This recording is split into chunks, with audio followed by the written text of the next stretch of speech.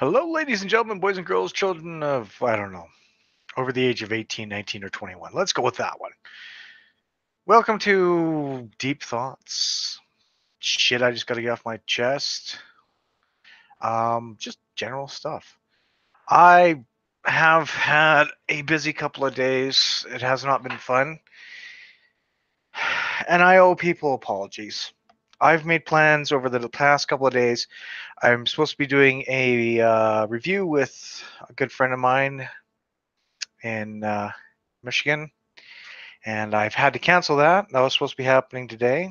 I've got a suitcase packed just in case, and yeah, I'm here. I am basically here. So, why am I here? What am I doing? Well, the past couple of days have been shit. They've been decent, but they've been shit. I'm not going to sugarcoat this. I've had a couple of days where things have happened. I was pretty much put on red alert as to things happening. And it pissed me off because all the stuff that happened could have been avoided. Um, things aren't still out of the woods yet, but it could have been a lot worse, or it still might be a lot worse. I don't know yet. Um, but I was ready to fly out to Victoria as of last night. I've got a suitcase packed, and I'm pretty much have things touch and go where I'm about ready to pack up and go. Um, Not going to live out there permanently if that's what you're thinking. I'm not moving out there permanently. I'm pretty much, as it stands, waiting to hear if my dad's doing okay. Um, Now, ladies and gentlemen, this is not going to be a happy-go-lucky first part of this. I'm going to try and make it a little bit better, but I have to get this off my chest because I had such a run of different emotions over the past little bit that it's been insane. I'm still thinking of flying out to Victoria, and I still thinking that I should be out there with my family. So the lowdown is, you guys know, whoever watches my stuff constantly, my dad is terminally ill. He has brain cancer, and he's had it ever since he found out in August. Yeah, August.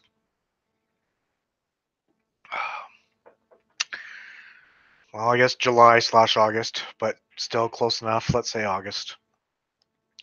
And things have happened. He's had different things happen where he can't walk properly because his legs won't work, or he still can't see out of his eyes properly because of the tumor that has affected his vision. And he had the tumor taken out, and the tumor's still there. Hasn't grown, thankfully, over the past little bit, but different things have happened.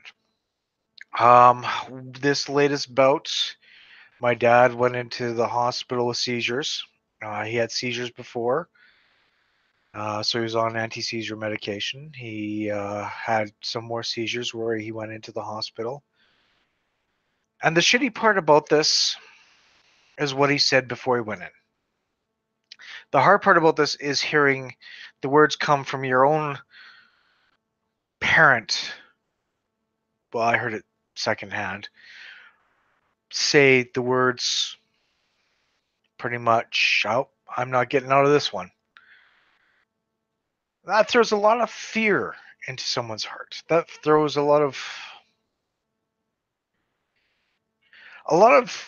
questions into someone's heart. Plain and simple. It's of what's going on. Does he know something? Does he not? Um, my grandfather, his dad, knew when he was going to be having a heart attack. Uh, the strange thing is he basically knew that something bad was going to happen. He knew when he was having a heart attack. He knew when he was having a stroke. A couple of days before, he gave his wife, my grandmother, all the information for all the vitals and vital things like the accounts, the money, the passwords for anything, his words that he needs or anything for her to do it.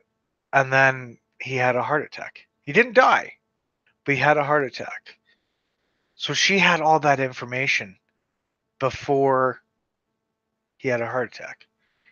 Pretty much knew something was going to happen.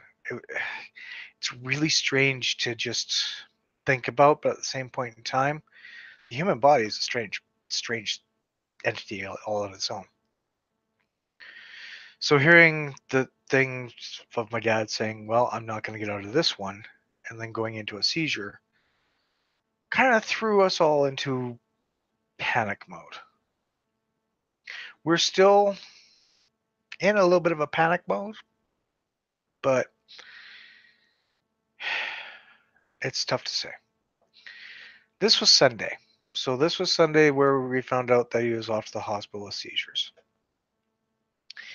He had another seizure while he was waiting in the hospital. And from there, he pretty much fell asleep. Like he hasn't been really conscious since. I found out a few other things, that he's been not eating or drinking, because the taste of whatever he has tastes like shit. Um, anything he drank tasted like shit. It's it's kind of scary. Um, so needless to say, it's been touch and go since Sunday.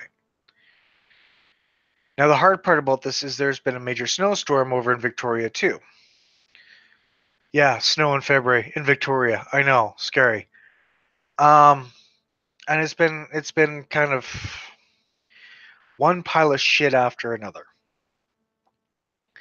And I've been dealing with some different stuff in retrospective. I'm here in Calgary, and part of me is like, well, is he okay? Will he be okay?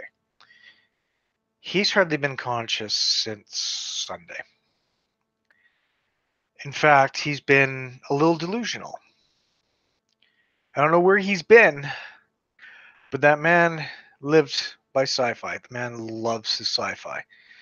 So trying to talk to him, he's been on Alpha Centauri. He's been um, different locations in different sci-fi worlds, which has been a little messed up. So he's been trying to rest. They've been giving him. They gave him potassium and magnesium to get his strength up because he hasn't been eating or drinking, and it's been quite the ride. Um, so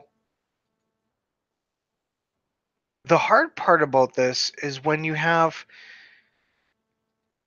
a snowstorm in Victoria. He's not able to get a room right now, because of a variety amount of reasons. So he's in the fast track outgoing area.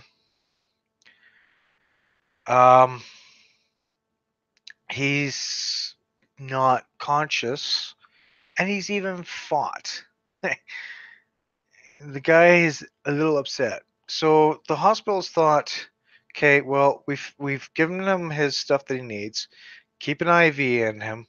He's been complaining about pain down below.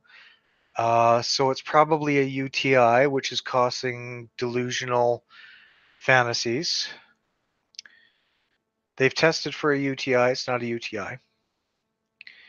And if you don't know what a UTI is, it's a urinary tract infection.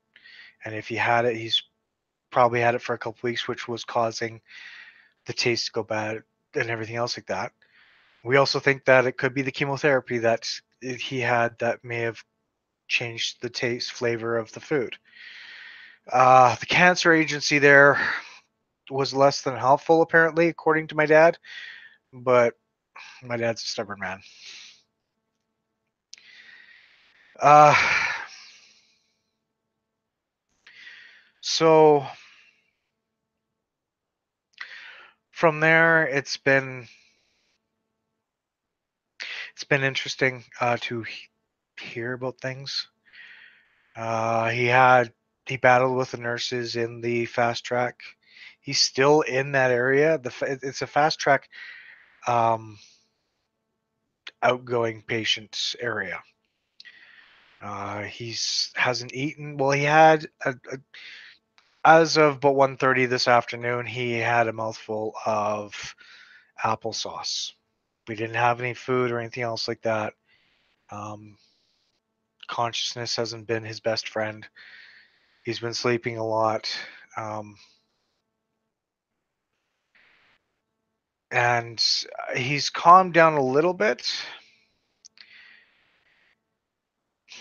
but it's tough to hear things that come from hospice. I'm bouncing back and forth here because I'm sort of going through my memory of what's happening. So please excuse the timeline jumps. It's like watching Doctor Who, I guess, only I don't get to actually have a cool box. By the way, I'm drinking my latest review. It's a cherry chocolate porter. It's not bad, actually. So yeah, so yesterday, my mom's at the hospital waiting for answers. We're looking at Tuesday now, where he's been in the hospital for 2.5 days in the same place, watching people go in and out. They've been saying that they're going to try and get him a room. They're going to fast track him a room. They've been saying this for 2.5 days. And so things are getting a little frustrating because they're watching other people get rooms where he's not. Um, he's, like I said, been a little bit combative with things. He had a rough night, not last night, but the night before, where he literally, I don't know if he knew what he was doing, but he pulled out his IV, wouldn't be helpful to the nurses, and was very competitive. He didn't hit anybody. Don't worry, he didn't hit anybody. He just wouldn't have anything in his body, including a catheter. Man, I am not gonna even just, yeah. That right there, he had it in and he pulled it out himself. I I have total respect for him right now. That would fucking hurt. So the hospital comes in and I talked to my mom yesterday. Next thing I know, 2 o'clock yesterday afternoon, I was told to get on a flight and get out there right away. Because the hospital said, nope, you don't have a lot of time. Get your things together. It's not going to be pretty type thing, or it's getting close. Background, this is the second time they've said this. My dad went in for seizures about a month and a half ago, and they said that before too. Heather said, "Do you have everything in order? Because I don't think he's going to be around that much longer. Do you have all your stuff? Do you have everything and whatnot? Because I don't think it's." The hospitalist was giving off false fucking alarms. I understand they have a job to do. I understand they are paid to do this kind of stuff. But this is the second time this has happened. Once I can forgive. Second time, I'm broadcasting this live because I'm not happy about that. That having my mom say, "Come on, we fly out. This isn't going to be pretty," and everything else like that. Your dad hasn't long from what the sounds of things is. And it's the second time she's had to go to the oncologist. The oncologist is like, well, it's true. We don't know the time frame, but I don't think it's imminent. I'm not. I can't give you a direct answer. I want to do more tests and find out. Fair enough. Where the hospital's like, yeah, it's imminent. There we go. So we've been in a tailspin slash holding pattern for the past 24 hours, and it's been a chore for a lot of us. I talked to my mom on the phone last night, and she wasn't overly happy about things. She was frustrated seeing him like the way he is. It's not easy, and it's true. The man's been sleeping. He's been talking nonsense and gibberish and everything else. And today he actually woke up, answered a few questions of the hospital from the hospitalist, and then from there he had a spoonful of applesauce and fell back asleep again. So I got thinking about this. And this is something that our family does. When we're sick, we sleep. Like the douches found out, douches, well, sorry. I've got a chat with the fermentation project, and we say douches who love to drink beer. We're all douches. Um, the fermentation project found this out last year when I was hungover. They looked at me. It was 9 o'clock in the morning. It's like, "You're looking green. You gonna be okay?" I'm like, "Yep. I'm probably just gonna need some more sleep to get this passed." I slept till 1 o'clock in the afternoon to get my hangover done. Like that's what happens. You get sick, you sleep. So what could be happening at this point in time is that my dad could be sleeping off the sickness of the chemotherapy because he sure as shit hasn't been resting much trying to get everything done. He's he's been trying to make sure that every all the ducks are in the row for the inevitable, which it's fair. It really is fair. He's been burning the candle at both ends pretty much. So with this round, it's taken him out. But at the same point in time, he's pretty much, yeah, he's where he is right now for a good reason. Um, I'm hoping he gets a room. He still hasn't got a room.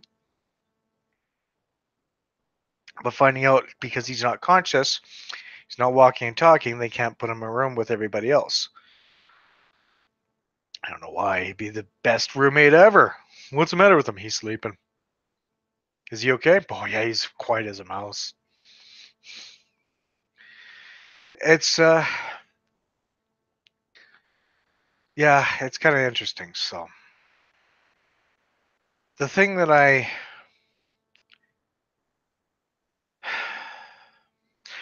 the thing that I'm really just not understanding at this point in time is how I understand that the hospital is full. I understand that you're supposed to be honest and upfront with patients and the family of the patients. What I don't like is the fact that sending off false alarms like that kind of is it's not cool. It really isn't cool. I'm not a happy camper about that. I really wish they would take a little bit more due care and attention. Say, look, we're not sure what's going on. I can't be positive. Not saying it's in a minute. I'm not saying it's not. We're going to try and do some more tests to figure this out. That that would have been acceptable. But to have my mom sit there and send me a message and go, "You need to get here, man. Like, when can you get here? I'll give you my credit card number, or well, you give me your credit card information. I'll get you a flight. We'll go from there." And have her go into a whirlwind of panic.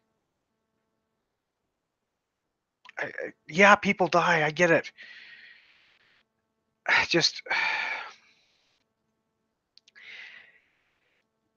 it's kind of it sucks. It really does suck. It sucks the fact that this kind of shit we have to deal with. Like, death sucks no matter what. Sometimes it doesn't because it ends suffering, which in this case, it's probably going to be that. But at the same point in time, you want to live your life to your fullest until that time comes.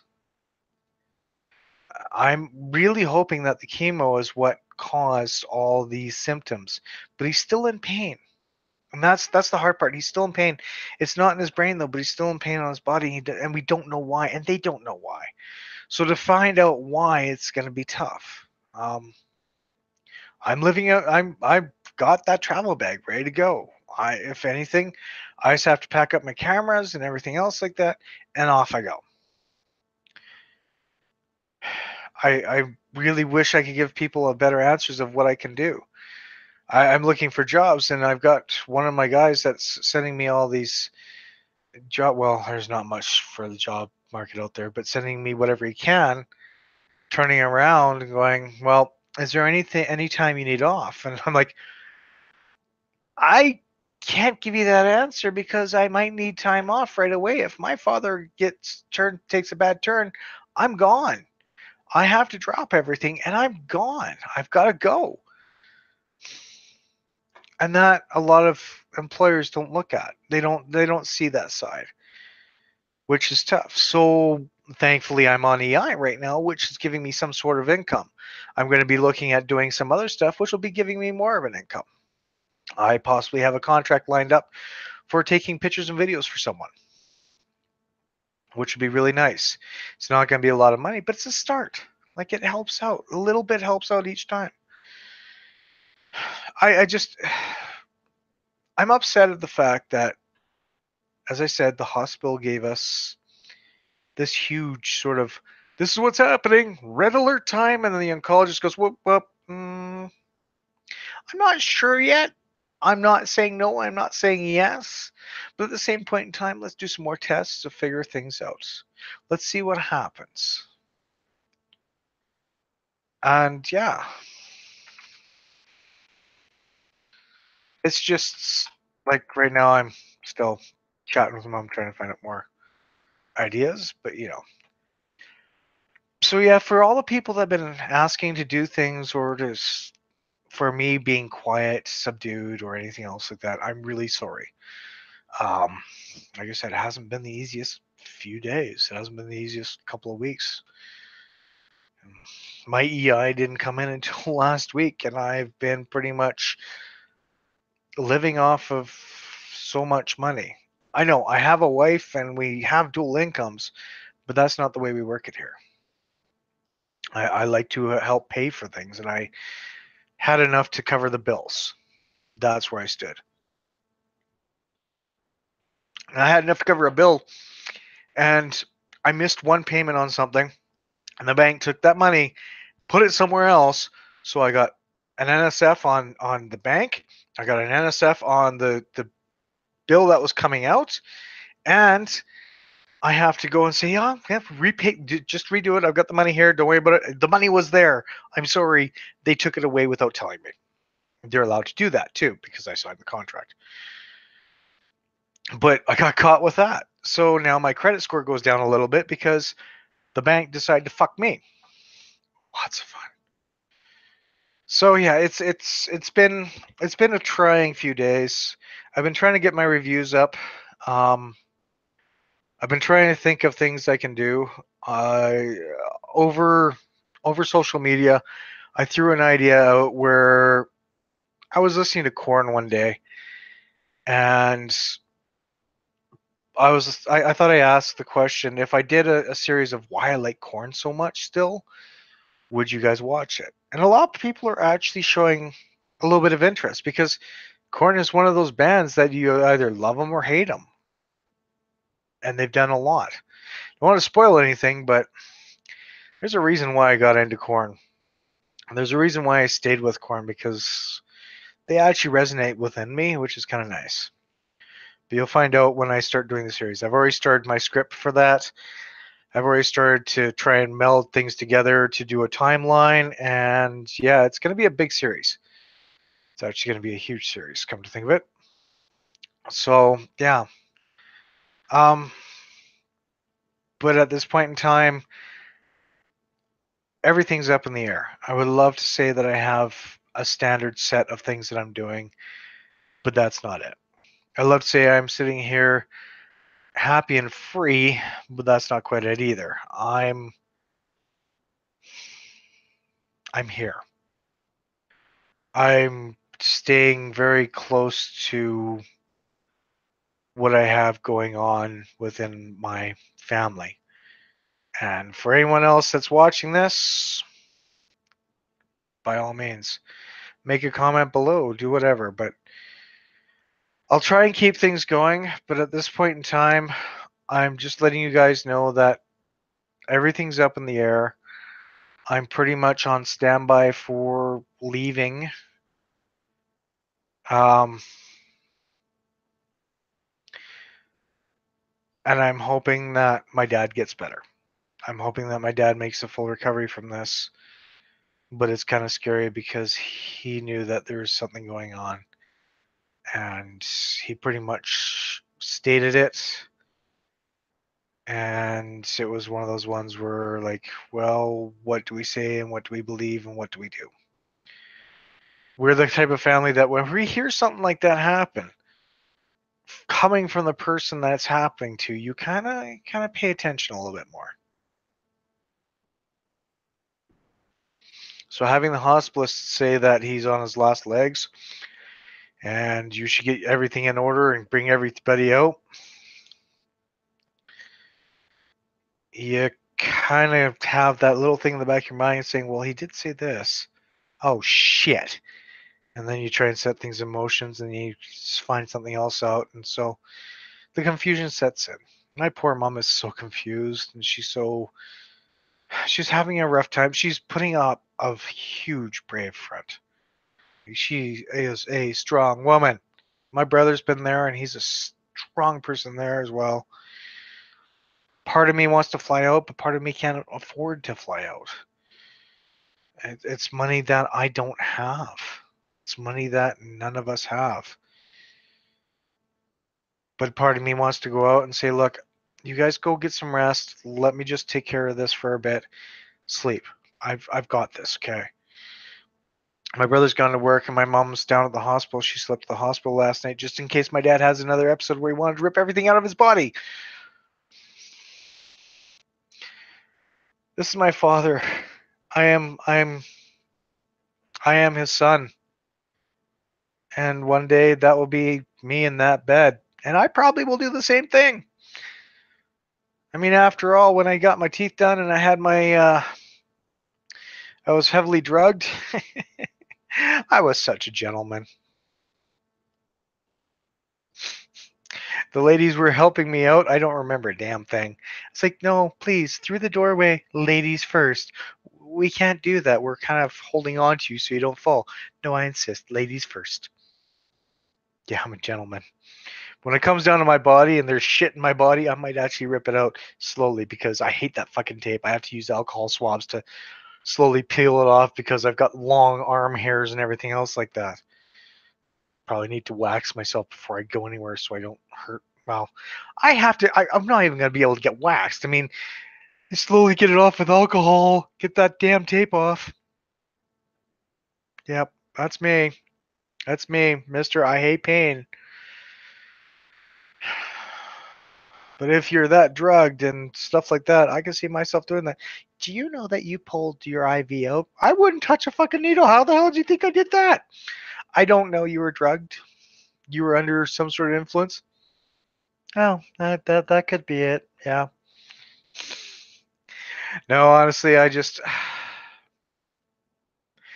hope for my parents' sake that everything happens smoothly. Like I said, I've got my bags packed and I'm about ready to go myself. Who knows? I might go out for a weekend. I just there's part of me that feels I should go, but part of me feels that everything might be okay. And I'm trying to go with that gut instinct of what I have. So again, to everyone I've canceled plans on, I am very sorry. This is not easy for me, and I don't know what's going on, but I guess we'll figure it out. So yeah, that's my deep thoughts. Deep thoughts is life is fucking messed. But yeah, what can you do? I get back at things here. Get everything else done so that if I do have to fly away, my wife doesn't have a lot of things to take care of. I've pretty much handled it. So until next time, folks, I'm PK, or AKA Dan. So I'm sorry this wasn't exactly a more upbeat kind of thing. If you want to see upbeat, check out my latest videos. I've done a couple of them where I actually talk to myself like I am now because nobody's watching. We'll see what's going on. And until next time, thanks again for joining. You have yourself a wonderful day, and keep you up to date on what's happening in my life. I don't know why, I just feel like I will. Cheers.